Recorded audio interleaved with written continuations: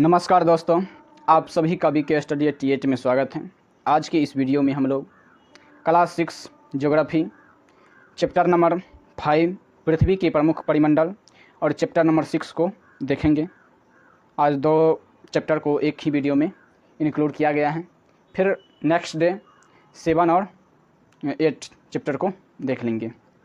चलिए दोस्तों, छोटा छोटा चैप्टर हैं। तो पहला चैप्टर नंबर 5 पृथ्वी के प्रमुख परिमंडल के बारे में हम लोग जानते हैं। दोस्तों, अगर आप चैनल पर पहली बार आए हैं तो चैनल को सब्सक्राइब करें, वीडियो को शेयर करें, अपने दोस्तों को के साथ साझा करें, वीडियो को लाइक करें। यही आपसे मेरी कामना रहता है, तो आप मेरे कामनाओं को साकार करें। चलिए दोस्तों, स्टार्ट करते हैं वीडियो। जैसा कि आप पहले अध्याय में पढ़ चुके हैं, पृथ्वी एकमात्र ऐसा ग्रह है जहां जीवन है। मानव यहां जीवित रह सकता है क्योंकि जीवन के लिए आवश्यक तत्व जो हैं भूमि, जल तथा हवा पृथ्वी पर मौजूद हैं। सेकेंड पैराग्राफ देखते हैं। पृथ्वी की सतह ऐसी है जिसमें पर्यावरण के 3 महत्वपूर्ण घटक आपस में मिलते हैं तथा एक दूसरे को प्रभावित करते हैं। पृथ्वी का ठोस भाग जिस पर हम रहते हैं उसे भूमंडल कहा जाता है। इस हाइलाइटेड पॉइंट, दोस्तों आप सभी से एक आग्रह है कि जो भी हाइलाइटेड पॉइंट हैं उसको आप अपने कॉपी में ज़रूर नोट करें, क्योंकि वो हाइलाइटेड वाले पॉइंट से प्रश्न बन सकते हैं आपके एग्ज़ाम में। आप जिस भी एग्ज़ाम को तैयारी करते हैं उस एग्ज़ाम के लिए बेसिक मजबूत करने के लिए NCERT बुक बहुत ही एक सजेस्टेड बुक है। इससे बेसिक आपका मजबूत हो जाएगा। तो आपसे यही आग्रह है कि हाइलाइटेड पॉइंट को थोड़ा बढ़िया तरीके से अपने कॉपी में नोट कर लें। चलिए आगे देखते हैं। हम एक बगल से लाइन बाय लाइन पढ़ते चले जाएंगे। बार बार हाइलाइटेड पॉइंट बोलना सही नहीं लगता है। आप खुद देख सकते हैं, वीडियो को आप ज़रूर देखेंगे तो आपको पता चल ही जाएगा कहाँ पे हाइलाइटेड है, सीधे दिखता है, तो आप नोट कर सकते हैं। चलिए आगे। पृथ्वी का ठोस भाग जिस पर हम रहते हैं उसे भूमंडल कहा जाता है। गैस की परतें जो पृथ्वी के चारों ओर से घेरती हैं उसे वायुमंडल कहा जाता है, जहां ऑक्सीजन, नाइट्रोजन, कार्बन डाइऑक्साइड तथा दूसरी गैसें पाई जाती हैं। पृथ्वी के बहुत बड़े भाग पर जल पाया जाता है जिसे जलमंडल कहा जाता है। जलमंडल में जल की सभी अवस्थाएं जैसे बर्फ़, जल एवं जलवाष्प सम्मिलित हैं। यहाँ पे भूमंडल, वायुमंडल और जलमंडल की परिभाषा इन तीनों कलर से हाइलाइटेड किया गया है। आप यहाँ पर से लिख सकते हैं। आप जीवमंडल एक सीमित क्षेत्र है जहाँ स्थल, जल एवं हवा एक साथ मिलते हैं, जहाँ सभी प्रकार के जीवन पाए जाते हैं। दोस्तों, इस डब्बा वाले भाग को देखते हैं। ग्रीक भाषा में लिथास का अर्थ है पत्थर, एटमास का अर्थ है वाष्प, ह्यूडर का अर्थ है जल, गायोस क्या है, बायोस का अर्थ है जीवन। क्या आप इनसे और अधिक शब्द बना सकते हैं? अगर हम बना सकते हैं तो आप कमेंट बॉक्स में #BK स्टडी 88 दे करके आंसर दे सकते हैं। चलिए दोस्तों, देखते हैं नेक्स्ट टॉपिक भूमंडल के बारे में। भूमंडल के बारे में बहुत सारे कुछ तथ्य दिए हुए हैं। पृथ्वी के ठोस भाग को भूमंडल कहा जाता है। यह भूपर्पटी की चट्टानों तथा मिट्टी की पतली परतों का बना होता है जिसमें जीवों के लिए पोषक तत्व पाए जाते हैं। पृथ्वी की सतह को 2 मुख्य भागों में बांटा जा सकता है। बड़े स्थलीय भूभागों को महाद्वीप के नाम से जाना जाता है तथा बड़े जलाशयों को महासागरीय बेसिन के नाम से भी जाना जाता है। विश्व के सभी महासागर आपस में एक दूसरे से जुड़े हुए हैं। चित्र 5.1 में विश्व के मानचित्र को देखिए। क्या सभी स्थलीय भूभाग एक दूसरे से आपस में जुड़े हुए हैं? समुद्री जल यहाँ से देखते हैं। पहले चित्र को देख लेते हैं, उसके बाद यहाँ से स्टार्ट करेंगे। देखिए दोस्तों, सागर का जल मिला हुआ है। ये हो गया उत्तरी अमेरिका, ये हो गया दक्षिणी अमेरिका, ये हो अफ्रीका, यूरोप, एशिया, ये हो गया ऑस्ट्रेलिया। ये सभी कॉन्टिनेंट हो गया और सभी का जलाशय मिला हुआ है आपस में। चलिए अब यहाँ से पढ़ते हैं। समुद्री जल का तल सभी जगह समान होता है। स्थल की ऊंचाई को समुद्र तल से मापा जाता है, जिसे शून्य माना जाता है। आगे देखते हैं। विश्व का सबसे ऊंचा शिखर माउंट एवरेस्ट समुद्र तल से 8,848.86 मीटर ऊंचा है। विश्व का सबसे गहरा भाग प्रशांत महासागर का मेरियाना गर्त है, जिसकी गहराई 11,022 मीटर है।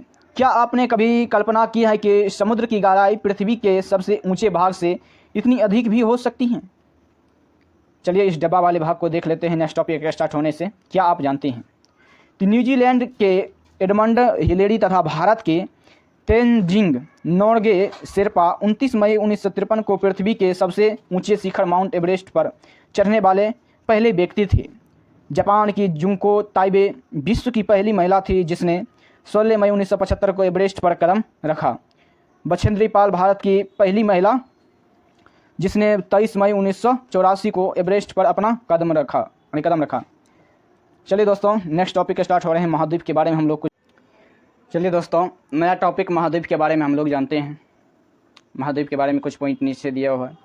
पृथ्वी पर 7 प्रमुख महाद्वीप हैं। ये विस्तृत जलराशि के द्वारा एक दूसरे से अलग हैं। ये महाद्वीप एशिया, यूरोप, अफ्रीका, उत्तर अमेरिका, दक्षिणी अमेरिका, ऑस्ट्रेलिया तथा अंटार्कटिका हैं। चित्र संख्या 5.1 में विश्व के मानचित्र को देखिए तथा ध्यान दीजिए कि स्थल का बहुत बड़ा भाग उत्तरी गोलार्ध में पाया जाता है, जो हमने पिछले स्लाइड में देख लिए थे। एशिया विश्व का सबसे बड़ा महाद्वीप है। यह पृथ्वी के कुल क्षेत्रफल के 1/3 भाग में फैला है। यह महाद्वीप पूर्वी गोलार्ध में स्थित है। कर्क रेखा इस महाद्वीप से होकर गुजरती हैं। एशिया के पश्चिम में यूराल पर्वत है, जो इसे यूरोप से अलग करता है। 5.1 में यूरोप एवं एशिया के संयुक्त भूभाग को यूरेशिया यूरोप प्लस एशिया कहा जाता है। यूरोप एशिया से बहुत छोटा है। यह महाद्वीप एशिया के पश्चिम में स्थित है। आर्कटिक वृत्त इससे होकर गुजरता है। यह 3 तरफ से जल से घिरा है। विश्व के मानचित्र को देखिए एवं इसकी स्थिति का पता लगाइए। अफ्रीका के बारे में आप पढ़ते हैं। अफ्रीका महाद्वीप के बारे में हम लोग आप पढ़ते हैं। अफ्रीका एशिया के बाद विश्व का दूसरा सबसे बड़ा महाद्वीप है। विषुववृत्त या 0 डिग्री अक्षांश इस महाद्वीप के लगभग मध्य भाग से होकर गुजरती हैं। अफ्रीका का बहुत बड़ा भाग उत्तरी गोलार्ध में स्थित है। चित्र 5.1 को देखिए। आप पाएंगे कि यही एक ऐसा महाद्वीप है जिससे होकर कर्क रेखा, विषुववृत्त, मकर रेखा तीनों रेखाएं गुजरती हैं। सहारा का रेगिस्तान विश्व का सबसे चलिए देखते हैं। चित्र 5.1 में कर्क रेखा, विषुववृत्त रेखा और मकर रेखा तीनों इस महाद्वीप से होकर गुजरते हैं। चलिए दोस्तों, ये रहा अफ्रीका, ये हुआ कर्क रेखा, ये हुआ विषुववृत्त रेखा और ये हुआ मकर रेखा, जो कि तीनों अफ्रीका महाद्वीप से गुजरते हैं और किसी महाद्वीप से होकर तीनों रेखा नहीं गुजरते हैं। जैसे दक्षिण अमेरिका गया तो इसमें से 2 ही, अमेरिका में 1 ही रेखा गुजरते हैं, एशिया से 1 ही रेखा लगभग गुजर रहा है। वैसे यहाँ इंडोनेशिया के पास विषुववृत्त भी टच हो जा रहा है, कर्क रेखा जो कि गुजर रहा है। यूरोप से 1 भी रेखा नहीं गुजर रहा है यहाँ पे। और ये रहा यूराल पर्वत जो एशिया और यूरोप को अलग करता है। आगे देखते हैं। Second paragraph. सहारा का रेगिस्तान विश्व का सबसे बड़ा गर्म रेगिस्तान है जो कि अफ्रीका में स्थित है। यह महाद्वीप चारों तरफ से समुद्रों एवं महासागरों से घिरा है। चित्र 5.1 में विश्व के मानचित्र को देखिए। आप देखेंगे कि विश्व की सबसे लंबी नदी नील अफ्रीका से होकर गुजरती हैं। अफ्रीका का मानचित्र देखिए था। बताइए कि कर्क रेखा, मकर रेखा तथा विषुववृत्त इनके किन किन भागों से होकर गुजरती हैं। या आप एटलस निकाल के अपने पास अगर जो होगा तो देख सकते हैं। चलिए दोस्तों, अब उत्तर अमेरिका के बारे में हम लोग पढ़ते हैं। उत्तर अमेरिका विश्व का तीसरा सबसे बड़ा महाद्वीप है। यह दक्षिण अमेरिका से एक सक्रिय स्थल से जुड़ा है जिसे पनामा जल स्थल संधि यानी पनामा कैनाल के नाम से जाना जाता है। यह महाद्वीप पूरी तरह से उत्तरी अमेरिका यानी उत्तरी एवं पश्चिमी गोलार्ध में स्थित है। यह महाद्वीप 3 महासागरों से घिरा है। क्या आप इन महासागरों के नाम बता सकते हैं? क्या कहा गया है? यह महाद्वीप पूरी तरह से उत्तरी एवं पश्चिमी गोलार्ध में स्थित है। यह महाद्वीप 3 महासागरों से घिरा है। तो कौन कौन सा महासागर? इधर है प्रशांत महासागर, इधर है उत्तरी अटलांटिक महासागर, और इधर है, ये तो पूरे प्रशांत महासागर ही हो जाएगा, यहाँ हो जाएगा उत्तरी महासागर, और ऊपर में बहुत सारा सागर है जी। चलिए इस डब्बा वाले भाग को देख लेते हैं। दक्षिण अमेरिका स्टार्ट करने से पहले स्थल संधि के बारे में यहाँ पर चर्चा किया गया है।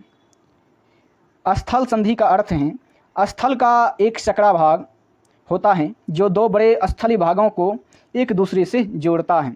ये हो गया स्थल संधि, पनामा कैनाल के नाम से जाना जाता है। और यहाँ पे जल संधि के बारे में बताया गया है। तो जल संधि के बारे में हम लोग जानते हैं, पानी का सकरा भाग होता है जो 2 बड़ी जल राशि जैसे समुद्रों तथा महासागरों को एक दूसरे से जोड़ता है, उसे जल संधि कहते हैं। भारत एवं श्रीलंका के बीच स्थित जल संधि का नाम बताओ। पाक जल संधि है, यहाँ पे पाक जल संधि है भारत और श्रीलंका के बीच। चलिए दोस्तों दक्षिण अमेरिका स्टार्ट करते हैं। दक्षिण अमेरिका का अधिकांश भाग दक्षिणी गोलार्ध में स्थित है। इसके पूर्व एवं पश्चिम में कौन से 2 महासागर स्थित हैं? विश्व की सबसे लंबी पर्वत श्रृंखला एंडीज इसके उत्तर से दक्षिण की ओर फैली है। चित्र 5.1 दक्षिण अमेरिका में विश्व की सबसे बड़ी नदी अमेजन बहती है। अमेजन नदी दक्षिण अमेरिका से होकर बहती हैं, जो कि ऐसे करके बहती हैं। यस, ऐसे ही है आई थिंक। इसका बहुत ही सहायक नदी भी है। यहीं पर अमेजन का जंगल भी पाया जाता है, ब्राज़ील के शील्ड में। ऑस्ट्रेलिया विश्व का सबसे, ऑस्ट्रेलिया के बारे में आप पढ़ रहे हैं हम। ऑस्ट्रेलिया विश्व का सबसे छोटा महाद्वीप है जो कि पूरी तरह से दक्षिणी गोलार्ध में स्थित है। यह चारों तरफ से महासागरों समुद्रों से घिरा है। इसे द्वीपीय महाद्वीप कहा जाता है, द्वीपीय महाद्वीप कहा जाता है। अच्छा चलिए दोस्तों अब अंटार्कटिका के बारे में हम लोग जानते हैं। अंटार्कटिका के बारे में कुछ सारे फैक्ट्स नीचे दिए हुआ है। अंटार्कटिका एक बहुत बड़ा महाद्वीप है जो कि दक्षिणी गोलार्ध में स्थित है। दक्षिणी ध्रुव इस महाद्वीप के मध्य में स्थित हैं। चूँकि यह दक्षिणी ध्रुव क्षेत्र में स्थित है, इसलिए यह हमेशा मोटी बर्फ़ की परतों से ढका रहता है। यहाँ किसी भी प्रकार का अस्थायी मानव निवास नहीं है। अस्थायी मानव निवास नहीं है। बहुत से देशों के शोध केंद्र यहाँ स्थित हैं। भारत के भी शोध संस्थान यहाँ हैं। इनके नाम हैं मैत्री तथा दक्षिण गंगोत्री हैं, जो कि अंटार्कटिका में शोध संस्थान है। किसका? तो भारत का। चलिए दोस्तों जलमंडल के बारे में कुछ पॉइंट जानते हैं। आखिर जलमंडल क्या होता है? जलमंडल क्या होता है? तो पृथ्वी को नीला ग्रह कहा जाता है। पृथ्वी का 71% भाग जल तथा 29% भाग स्थल से जलमंडल में जल के सभी रूप उपस्थित हैं। इसमें महासागर एवं नदियाँ, झीलें, हिमनदियाँ, भूमिगत जल तथा वायुमंडल के जलवाष्प सभी सम्मिलित हैं। पृथ्वी पर पाए जाने वाले जल का 97% से अधिक भाग महासागरों में पाया जाता है एवं वह इतना अधिक खड़ा है कि लोग पी नहीं सकते हैं। ये सभी कॉन्टिनेंट को दर्शाया गया है। ये है उत्तरी America, Europe, Asia, Africa, Antarctica, Australia और दक्षिण अमेरिका। इसमें सबसे बड़ा एशिया है, उसके बाद अफ्रीका है, सबसे छोटा ये है। चलिए दोस्तों देखते हैं आगे, देख लेते हैं इस चित्र के नीचे क्या लिखा हुआ है। 5.3 में महाद्वीपों की तुलनात्मक आकार है और 5.3 में है दिए गए वर्गों को गिनिए एवं निम्नलिखित के उत्तर दीजिए। सबसे बड़ा महाद्वीप का नाम लिखिए। तो एशिया हो जाएगा क का। कौन बड़ा है, यूरोप या ऑस्ट्रेलिया? तो यूरोप हो जाएगा। ऑस्ट्रेलिया से तो बड़ा ही है यूरोप। यस। मानव के उपयोग में नहीं आ सकता है। शेष जल का बहुत बड़ा भाग बर्फ़ की परतों एवं हिमनदियों तथा भूमिगत जल के रूप में पाया जाता है। जल का बहुत कम भाग और लवण जल के रूप में पाया जाता है, जो मनुष्य के इस्तेमाल में आता है। यही कारण है कि नीले ग्रह में रहने वाले यानी नीले ग्रह में रहने के बावजूद हम पानी की कमी महसूस करते हैं। महासागर, चलिए दोस्तों नेक्स्ट टॉपिक महासागर के बारे में कुछ पॉइंट हम जानते हैं। महासागर नेक्स्ट पॉइंट स्टार्ट हो गया है। दोस्तों आप सभी चैनल को सब्सक्राइब करें, वीडियो को लाइक करें, वीडियो को शेयर करें, अपने दोस्तों के साथ साझा करें, बेल आइकन को प्रेस कर ऑल नोटिफिकेशन को ऑन कर दें ताकि जब भी हम वीडियो यूट्यूब पर डालें अपना चैनल पर तो आपको पहले नोटिफिकेशन प्राप्त हो और वीडियो को आप वॉच कर सकते हैं। आपको तैयारी में मदद मिल सकता है। अगर तैयारी में आपको मदद मिल रहा है तो आप वीडियो को ज़रूर शेयर करें, वीडियो को ज़रूर सब्सक्राइब करें। चलिए आगे नेक्स्ट टॉपिक पढ़ते हैं महासागर के बारे में। महासागर जलमंडल के मुख्य भाग हैं। ये आपस में एक दूसरे से जुड़े हुए हैं। महासागरीय जल हमेशा गतिशील रहता है। तरंगे, ज्वार भाटा तथा महासागरीय धाराएं। महासागरीय जल की 3 मुख्य गतियां हैं। बड़े से छोटे आकार के आधार पर क्रमशः 5 महासागर प्रमुख हैं। बड़े से छोटे आकार के आधार पर 5 महासागर प्रमुख हैं। नंबर 1 में है प्रशांत महासागर, अटलांटिक महासागर, हिंद महासागर, दक्षिणी महासागर तथा आर्कटिक महासागर। नेक्स्ट देखते हैं, नेक्स्ट पेज। प्रशांत महासागर सबसे बड़ा महासागर है। यह पृथ्वी के 1/3 भाग पर फैला है। पृथ्वी का सबसे गहरा भाग मेरियाना गर्त प्रशांत महासागर में ही स्थित है। प्रशांत महासागर लगभग वृत्ताकार है। एशिया, ऑस्ट्रेलिया, उत्तर एवं दक्षिण अमेरिका इसके चारों ओर स्थित हैं। चित्र 5.1 को देखिए तथा प्रशांत महासागर के चारों ओर इन महाद्वीपों की स्थिति का पता लगाइए। तो आप अपने एटलस में देख सकते हैं पैसिफिक ओशियन के बारे में। Next paragraph. अटलांटिक महासागर विश्व का दूसरा सबसे बड़ा महासागर है। यह अंग्रेजी भाषा के एस अक्षर के आकार का है। इसके पश्चिमी किनारे पर उत्तर एवं दक्षिण अमेरिका हैं तथा पूर्वी किनारे पर यूरोप एवं अफ्रीका है।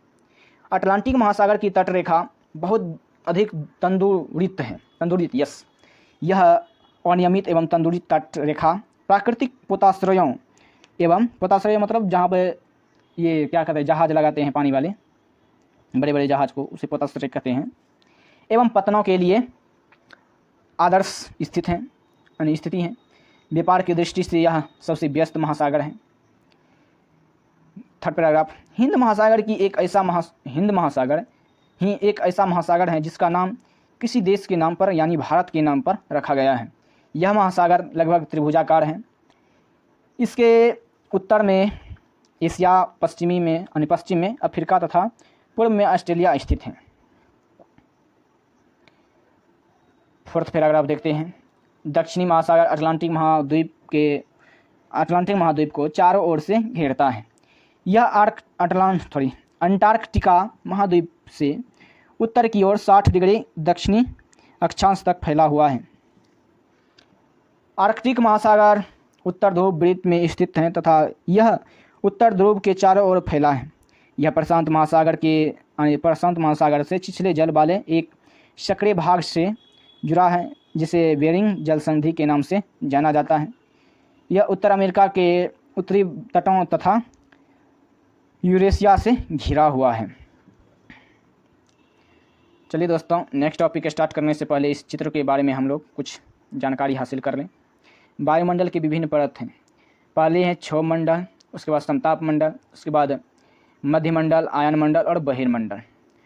किसमें क्या कर सकते हैं उसका चित्र के अनुसार दर्शाया गया है। जैसे प्रक्षेपण यान, ये हो गया प्रक्षेपण यान है, ये हो गया सैटेलाइट, यहाँ पर हो गया वो क्या कहते हैं गुब्बारा वाले जो बैलून लेकर के ऊपर उड़ते हैं, नाम इसका भूल रहे हैं, आप कमेंट बॉक्स में इसका जवाब दे सकते हैं। चलिए दोस्तों नेक्स्ट टॉपिक स्टार्ट करते हैं वायुमंडल के बारे में। आखिर वायुमंडल होता क्या है इसके बारे में हम लोग जानते हैं। हमारी पृथ्वी चारों ओर से गैस की एक परत से घिरी हुई है जिसे वायुमंडल कहा जाता है। वायुमंडल की परिभाषा यहाँ से निकल रहा है, आप लिख सकते हैं, अपना कॉपी में नोट कर सकते हैं। वायु की यह पतली परत इस ग्रह का महत्वपूर्ण एवं अटूट भाग है। यह हमें ऐसी वायु प्रदान करती हैं जिससे हम लोग सांस लेते हैं। यह वायुमंडल लोगों को सूर्य की कुछ हानिकारक किरणों से बचाता है। वायुमंडल 1600 किलोमीटर यानी 1600 किलोमीटर की ऊंचाई तक फैला है। वायुमंडल को उसके घटकों, तापमान तथा अन्य के आधार पर 5 परतों में बांटा जाता है। इन परतों को पृथ्वी के सतह से शुरू करते हुए क्षोभ मंडल, समताप मंडल, मध्य मंडल, आयन मंडल तथा बहिर्मंडल मंडल कहा जाता है, जो कि इस चित्र में दिखाया गया है सभी मंडल के बारे में। आगे देखते हैं। वायुमंडल मुख्यतः ऑक्सीजन एवं नाइट्रोजन का बना है, जो कि साफ तथा शुष्क हवा का 99% भाग है। आयतन के अनुसार नाइट्रोजन 78%, ऑक्सीजन 21% तथा दूसरी गैसें जैसे कार्बन डाइऑक्साइड, आर्गन इत्यादि की मात्रा 1% है। ऑक्सीजन सांस लेने के लिए आवश्यक है, जबकि नाइट्रोजन प्राणियों की वृद्धि के लिए आवश्यक है।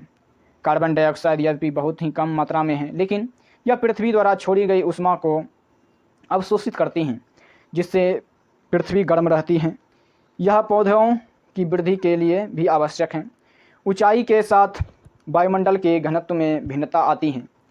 यह घनत्व समुद्री तल पर सबसे अधिक होता है तथा जैसे जैसे हम ऊपर की ओर जाते हैं वह तेज़ी के साथ घटता जाता है। आप जानते हैं कि पहाड़ों पर पर्वतारोही को हवा के घनत्व के कमी के होने के कारण सांस लेने में कठिनाई होती है। ऊंचाई पर सांस लेने के लिए उन्हें अपने साथ ऑक्सीजन सिलेंडर लेकर जाना पड़ता है। जैसे जैसे हम ऊपर की ओर जाते हैं तापमान भी घटता जाता है। वायुमंडल पृथ्वी पर दबाव डालता है। यह एक स्थान से दूसरे स्थान पर अलग अलग होता है। कुछ क्षेत्रों में हमें अधिक दबाव महसूस होता है, जबकि कुछ क्षेत्रों में कम। वायु उच्च दाब से निम्न दाब की ओर बहती हैं। गतिशील वायु को प्रवहन कहा जाता है, यानी गतिशील वायु को प्रवहन कहा जाता है। चलिए दोस्तों, नेक्स्ट टॉपिक स्टार्ट करते हैं जीव मंडल के बारे में। यानी इस चैप्टर के अंतर्गत ये सब सारे टॉपिक हैं, तो टॉपिक कर करके हम अपना स्टार्ट करते हैं। चलिए जीव मंडल के बारे में जानते हैं। जीव मंडल स्थल, जल तथा हवा के बीच का एक सीमित भाग है। यह वह भाग है जहाँ जीवन मौजूद है, जहाँ जीवों की बहुत सी प्रजातियाँ हैं, जो कि सूक्ष्म जीवों तथा बैक्टीरिया से लेकर बड़े स्तनधारियों के आकार में पाई जाती हैं। मनुष्य सहित सभी प्राणी जीवित रहने के लिए एक दूसरे से तथा जीव मंडल से जुड़े हुए हैं। जीव मंडल में प्राणियों को मुख्यतः 2 भागों में जंतु जगत एवं पादप जगत में विभक्त किया जा सकता है। पृथ्वी के ये तीनों परिमंडल आपस में पारस्परिक क्रिया करते हैं तथा एक दूसरे को किसी न किसी रूप में प्रभावित करते हैं। उदाहरण के लिए, लकड़ी तथा खेती के लिए वनों को काटा जाए तो इससे ढलुआ भाग मिट्टी का कटाव तेजी से होने लगता है। इसी प्रकार प्राकृतिक आपदाएं जैसे भूकंप से पृथ्वी की सतह में परिवर्तन हो जाता है। हाल ही में सुनामी के कारण अंडमान एवं निकोबार द्वीप समूह का कुछ भाग पानी में डूब गया। झीलों तथा नदियों में दूषित पदार्थों के प्रवाहित होने से उनका जल मानव के इस्तेमाल के लायक नहीं रह जाता। यह जल दूसरे जीवों को भी नुकसान पहुंचाता है। नेक्स्ट पैराग्राफ देखते हैं। उद्योगों, तापीय विद्युत संयंत्रों तथा गाड़ियों का उत्सर्जी पदार्थ वायु को प्रदूषित करता है। कार्बन डाइऑक्साइड वायु का एक महत्वपूर्ण घटक है, लेकिन कार्बन डाइऑक्साइड की मात्रा में वृद्धि के कारण पृथ्वी के तापमान में वृद्धि हो रही है।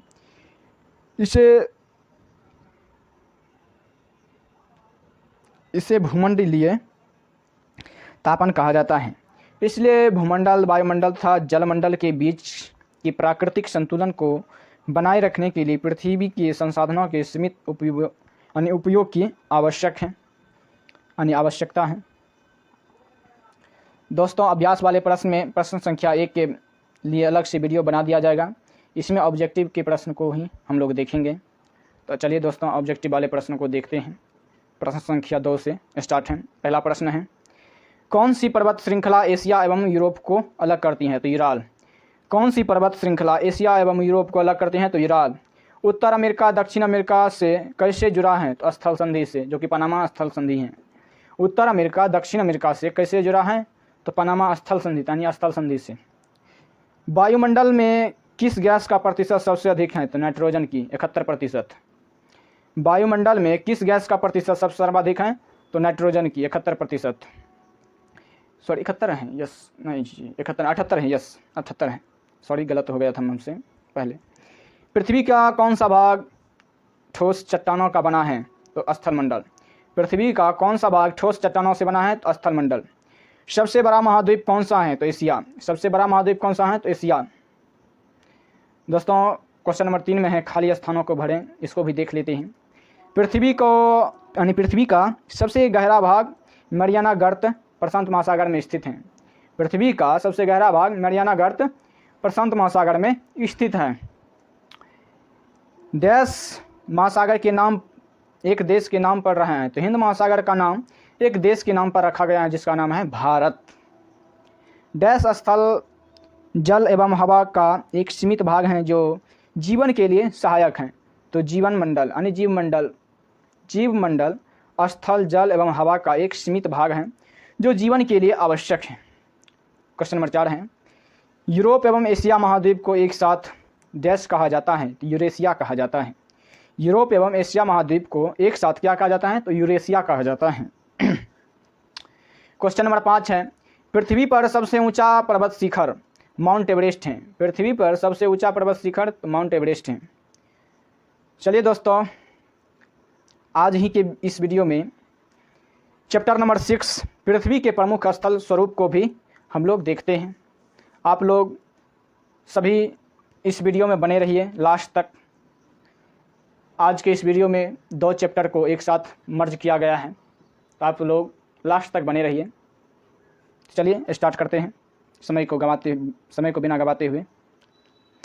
आपने इसमें कुछ स्थल स्वरूपों को ज़रूर देखा होगा कि चित्र संख्या 6.1 में दिखाए गए हैं कि आप देखेंगे कि पृथ्वी की सतह सभी जगह एक समान नहीं है। पृथ्वी पर अनगिनत प्रकार की स्थल स्वरूप हैं। स्थलमंडल के कुछ भाग ऊंचे नीचे तथा कुछ समतल होते हैं। ये स्थल स्वरूप 2 प्रक्रियाओं के परिणाम स्वरूप बनते हैं। आपको यह जानकर आश्चर्य होगा कि मैदान जिस पर आप खड़े हैं उसमें धीरे धीरे गति हो रही है। पृथ्वी के अंदर लगातार गति हो रही है। प्रथम या आंतरिक प्रक्रिया के कारण बहुत से स्थानों पर पृथ्वी की सतह कहीं ऊपर उठ जाती हैं तो कहीं धंस जाती हैं। नेक्स्ट पैराग्राफ देखते हैं। नेक्स्ट पैराग्राफ को देखने से पहले इस डब्बे वाले भाग को देख लेते हैं, क्या इंपॉर्टेंट पॉइंट है इसमें। पहाड़ी वह स्थलीय भाग हैं जो कि आसपास की भूमि से ऊंची उठी होती हैं। 600 मीटर से अधिक ऊंचाई एवं खड़ी ढाल वाली पहाड़ी को पर्वत कहा जाता है। 8000 मीटर से ऊंचे कुछ पर्वतों के नाम बताए, जैसे माउंट एवरेस्ट हो गया। आप बता सकते हैं माउंट एवरेस्ट के नाम। इस चित्र के थ्रू दर्शाया गया है। ये समुद्र हो गया, ये स्थल संधि हो गया, यानी स्थल यानी 2 वाटर बॉडी थी स्थल को कनेक्ट कर रहे हैं, तो स्थल संधि हो गया। जल संधि उसको कहेंगे जो 2 वाटर बॉडीज को कनेक्ट करता है। ये डेल्टा हो गया। ये नदी मुहाना यानी जहाँ पर नदी गिरते हैं वो नदी मुहाना हो जाता है। स्थल भाग में जहाँ पर पानी थोड़ा बहुत मात्रा में जम जाता है तो उसको झील कह सकते हैं। ये हो गया मैदान। ये हो गया सहायक नदियाँ, यानी एक बड़ी नदी में जब आसपास से मिल कर के नदियाँ मिलते हैं तो उसे सहायक नदी भी कहते हैं, सहायक नदी ही कहते हैं। ये पहाड़ी हो गया, ये घाटी हो गया। घाटी उसको कहते हैं जो 2 पहाड़ों के बीच में जल का जमा होता है, उसे घाटी कहते हैं। यह पर्वत श्रृंखला जो सबसे ऊंचा है पर्वत हो गया ये। चलिए दोस्तों आगे देखते हैं नेक्स्ट पेज में क्या है। दूसरी या बाह्य प्रक्रिया स्थल को लगातार बनने एवं टूटने की प्रक्रिया है। पृथ्वी की सतह के टूटकर घिस जाने को अपरदन कहते हैं, यानी अपरदन की परिभाषा यहाँ से निकल कर आ रहे हैं। अपरदन की क्रिया के द्वारा सतह नीचे हो जाती हैं तथा निक्षेपण की क्रिया के द्वारा इनका फिर से निर्माण होता है। ये 2 प्रक्रियाएं बहुत बहते हुए जल, वायु तथा बर्फ के द्वारा होती हैं। हम विभिन्न स्थल स्वरूपों को उनकी ऊंचाई एवं ढाल के आधार पर पर्वतों, पठारों एवं मैदानों में वर्गीकृत कर सकते हैं। चलिए दोस्तों नेक्स्ट टॉपिक स्टार्ट। पर्वत के बारे में जानते हैं, आखिर पर्वत के होता क्या है, पर्वत बनता कैसे हैं, इसके बारे में हम लोग जानते हैं। पर्वत पृथ्वी की सतह की प्राकृतिक ऊंचाई है। पर्वत का शिखर छोटा तथा आधार चौड़ा होता है। यह आसपास के क्षेत्र से बहुत ऊंचा होता है। कुछ पहाड़ बादलों से भी ऊंचे होते हैं। जैसे जैसे आप ऊंचाई पर जाएंगे जलवायु ठंडी होती जाती है। Next paragraph. कुछ पर्वतों पर हमेशा जमी रहने वाली बर्फ़ की नदियाँ होती हैं। उन्हें हिमानी कहा जाता है। यहाँ कुछ ऐसे भी पर्वत हैं जो समुद्र के भीतर हैं तथा जिन्हें आप नहीं देख सकते। कठोर जलवायु होने के कारण पर्वतीय क्षेत्रों में बहुत कम लोग निवास करते हैं। वहाँ का धरातल खड़ी ढाल वाला होता है तथा कृषि योग्य भूमि की कमी होती है। पर्वत एक रेखा के क्रम में भी व्यवस्थित हो सकते हैं, जैसे श्रृंखला उसे कहते हैं। पर्वत एक रेखा के क्रम में जब व्यवस्थित होगा तो उसे हम श्रृंखला कह सकते हैं, श्रृंखला कहा जाता है या कह सकते हैं। बहुत से पर्वतीय तंत्र समांतर श्रृंखलाओं में क्रम में होते हैं, जैसे सैकड़ों किलोमीटर में फैले होते हैं। हिमालय, आल्प्स तथा एंडीज क्रमशः एशिया, यूरोप तथा दक्षिण अमेरिका की पर्वत श्रृंखलाएं हैं। पर्वतों की ऊंचाई एवं आकार में भिन्नता होती है। नेक्स्ट पैराग्राफ देखते हैं। नेक्स्ट पैराग्राफ स्टार्ट करने से पहले इस डब्बे वाले भाग को देख लेते हैं। प्रशांत महासागर में स्थित मोनाकी पर्वत हवाई द्वीप पर स्थित है, जो कि सागर की सतह के नीचे स्थित हैं। इसकी ऊंचाई 10,205 मीटर एवरेस्ट शिखर से भी अधिक है। रेड कलर हाइलाइटेड पॉइंट को देखते हैं। पर्वत 3 प्रकार के होते हैं: वलित पर्वत, भ्रंशोत्थ पर्वत तथा ज्वालामुखी पर्वत। इन तीनों पर्वत के बारे में हम लोग जानेंगे इस चैप्टर में। चलिए आगे पढ़ते हैं। हिमालय तथा आल्प्स वलित पर्वत हैं, जिनकी सतह उबड़ खाबड़ तथा शिखर शंक्वाकार हैं। भारत की अरावली श्रृंखला विश्व की सबसे पुरानी वलित पर्वत श्रृंखला है। अपरदन की प्रक्रिया के कारण यह श्रृंखला घिस गई है। उत्तरी अमेरिका के अल्पेशियन तथा रूस, जो कि 5.1 में चित्र 5.1 में दिखाया गया है, रूस के यूराल पर्वत गोलाकार दिखाई देते हैं एवं इनकी ऊंचाई कम है। ये बहुत पुराने वलित पर्वत हैं। नेक्स्ट पैराग्राफ देखते हैं। यह बहुत बड़ा भाग टूट जाता है। जब बहुत बड़ा भाग टूट जाता है तथा ऊर्ध्वाधर रूप से विस्थापित हो जाता है, तब भ्रंशोत्थ पर्वतों का निर्माण होता है। ऊपर उठे हुए खंड को उत्खंड यानी हॉट्स तथा नीचे धंसे हुए खंडों को द्रोणिका भ्रंश यानी ग्राबोन कहा जाता है। यूरोप की राइन घाटी तथा वासजेस पर्वत इस तरह के पर्वत तंत्र का उदाहरण है। एटलस में दिए गए विश्व मानचित्र से उनकी स्थिति को देखिए तथा इस प्रकार की भू आकृतियों के कुछ उदाहरण का पता लगाइए। ये आपके ऊपर डिपेंडेंट करता है कि आप अपने एटलस में इन कहे हुए बातों को देखते हैं या नहीं। देखेंगे तो आप ही को फायदा होगा, इसमें घाटा किसी का नहीं है। देखिएगा तो आपको नॉलेज बढ़ेगा। चलिए दोस्तों आगे देखते हैं। ज्वालामुखी पर्वत ज्वालामुखी क्रियाओं के कारण बनते हैं। अफ्रीका का माउंट किलिमंजारो तथा जापान का फ्यूजियामा इस तरह के पर्वत के उदाहरण हैं। इन्हें इस तरह के पर्वतों का उदाहरण है। पर्वत बहुत लाभदायक होते हैं। पर्वत जल के संग्रहागार होते हैं। बहुत ही नदियों का स्रोत पर्वतों में स्थित हिमानियों में होता है। जलाशयों के जल को लोगों तक पहुंचाया जाता है। पर्वतों के जल का उपयोग सिंचाई तथा पनबिजली के उत्पादन में भी किया जाता है। नदी घाटियाँ तथा वेदिकाएँ कृषि के लिए उपयुक्त होती हैं। पर्वतों में अलग अलग प्रकार की वनस्पतियाँ तथा जीव जंतु पाए जाते हैं। वनों में हमें ईंधन, चारा, आश्रय तथा दूसरे उत्पाद जैसे गोंद, रेजिन इत्यादि प्राप्त होते हैं। सैलानियों के लिए पर्वतीय भाग उपयुक्त स्थान हैं। वे पर्वतों की यात्रा उनकी प्राकृतिक सुंदरता को देखने के लिए करते हैं। विभिन्न प्रकार के खेल जैसे paragliding, hang gliding, river rafting तथा स्कीइंग पर्वतों के प्रचलित खेल हैं। क्या आप हिमालय में स्थित कुछ ऐसे स्थानों के नाम बता सकते हैं जहां ये खेल खेले जाते हैं? हाँ, हिमाचल प्रदेश में ऐसा होता है। पैराग्लाइडिंग जैसा खेल, आई थिंक, जैसा मैं सोच पा रहा हूँ। जिसे इसको भी देख लेते हैं। ये जो बूंद बूंद गिरा है ये लावा है, ये भी लावा है। किनारे से निकली पिघली चट्टानें लावा कहलाती हैं। ज्वालामुखी शंकु का निर्माण राख और लावा की परतों के जमने से होता है। यह हो गया ज्वालामुखी पर्वत। चलिए दोस्तों देखते हैं पठार के बारे में। हम लोग कुछ पॉइंट को जानते हैं। पठार उठी हुई एवं सपाट भूमि होती हैं। यह आसपास के क्षेत्रों से अधिक उठा हुआ होता है तथा इसका ऊपरी भाग मेज के समान सपाट होता है। किसी पठार के एक या एक से अधिक किनारे होते हैं जिनके ढाल खड़े होते हैं। पठारों की ऊंचाई प्रायः कुछ 100 मीटर से लेकर कई हज़ार मीटर तक हो सकती हैं। पर्वतों की तरह पठार भी नए या पुराने हो सकते हैं। भारत में दक्कन पठार पुराने पठारों में से एक हैं। केन्या, तंजानिया तथा युगांडा का पूर्वी अफ्रीका पठार एवं ऑस्ट्रेलिया का पश्चिमी पठार इस प्रकार के उदाहरण हैं। तिब्बत का पठार, जो कि चित्र 5.1 में दर्शाया गया है, विश्व का सबसे ऊंचा पठार है, जिसकी ऊंचाई मध्य समुद्र तल से 4000 से 6000 मीटर तक हैं। पठार बहुत उपयोगी होते हैं क्योंकि उनमें खनिजों की प्रचुरता होती है। यही कारण है कि विश्व के बहुत से खनन क्षेत्र पठारी भागों में स्थित हैं। अफ्रीका का पठार सोना एवं हीरों के खनन के लिए प्रसिद्ध हैं। भारत में छोटा नागपुर के पठार में लोहा, कोयला तथा मैंगनीज के बहुत बड़े भंडार पाए जाते हैं। आगे देखते हैं।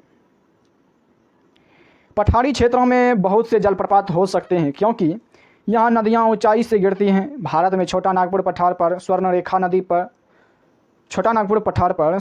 नदी पर स्थित हुंड्रू जलप्रपात था।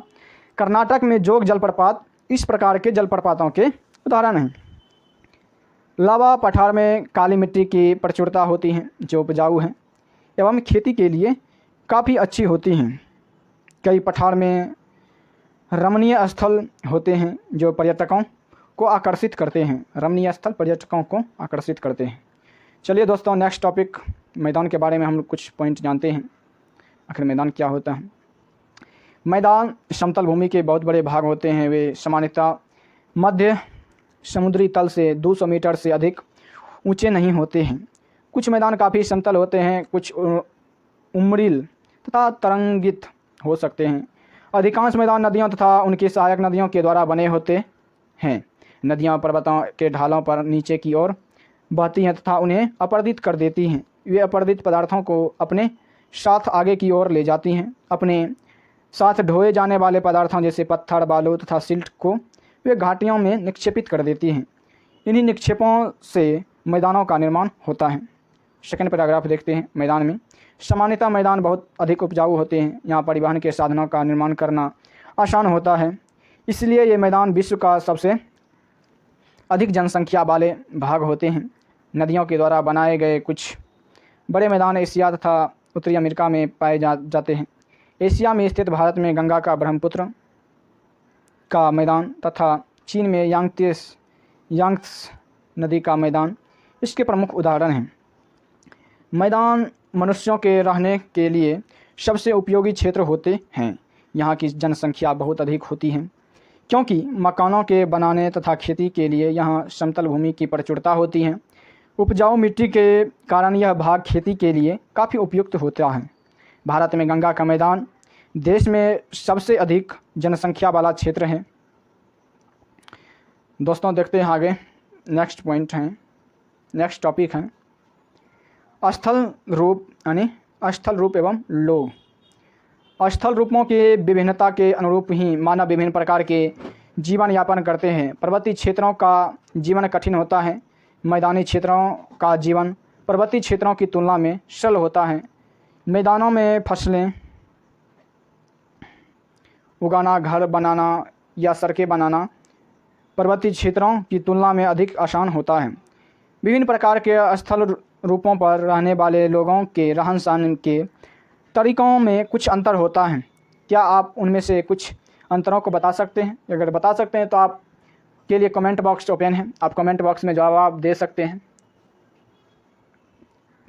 कभी कभी प्राकृतिक आपदाएं जैसे भूकंप, ज्वालामुखी, उद्गार, तूफान या बाढ़ बहुत विनाश कर देते हैं। इन आकस्मिक घटनाओं के बारे में जागरूकता पैदा करके हम इनमें आने वाले खतरों को कम कर सकते हैं। हम कितने तरीक़ों से जल एवं स्थल को उपयोग में ला सकते हैं, इसका पता हम अपने आसपास के क्षेत्र में से लगा सकते हैं। प्रायः हम स्थल का उपयोग गलत तरीके से करते हैं, जैसे उपजाऊ भूमि पर मकान का निर्माण करना। इसी प्रकार हम लोग कूड़ा किसी भी भूमि पर या पानी में फेंक देते हैं, जो कि उन्हें गंदा कर देता है।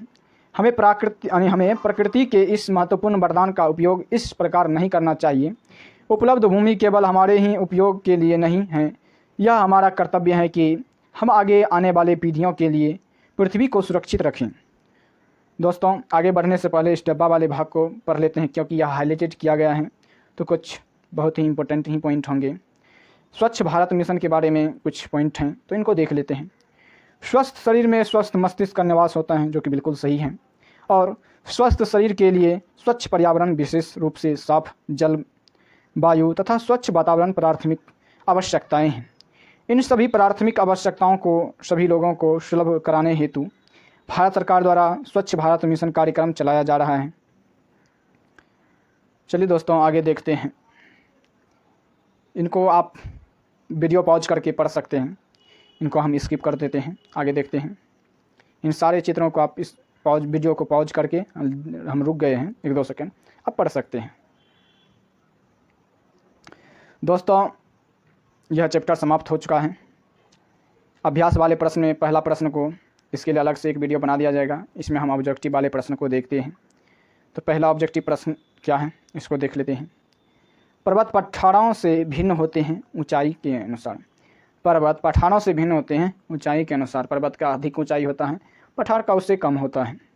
हिमानी कहाँ पाई जाते हैं, तो पठारों में। हिमानी कहाँ पाए जाते हैं, तो पठारों में। दक्कन पठार कहाँ स्थित है, भारत में। दक्कन पठार कहाँ स्थित है, भारत में। यांगत्से नदी कहाँ बहती है, चीन में। यांगत्से नदी चीन में बहते हैं।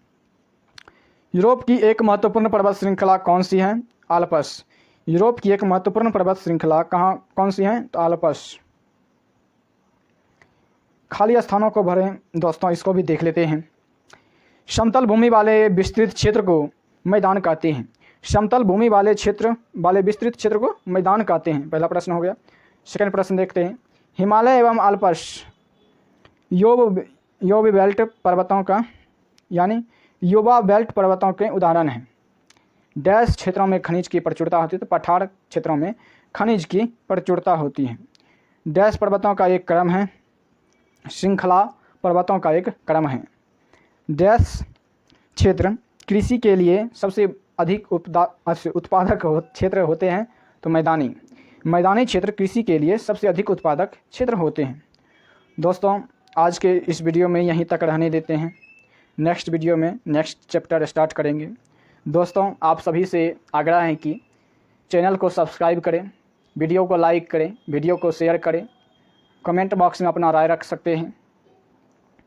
कुछ सुधार चाहते हैं तो यही आपसे विनती है। वीडियो को जितना अधिक हो सके शेयर करें। जय हिंद। मिलते हैं नेक्स्ट वीडियो में।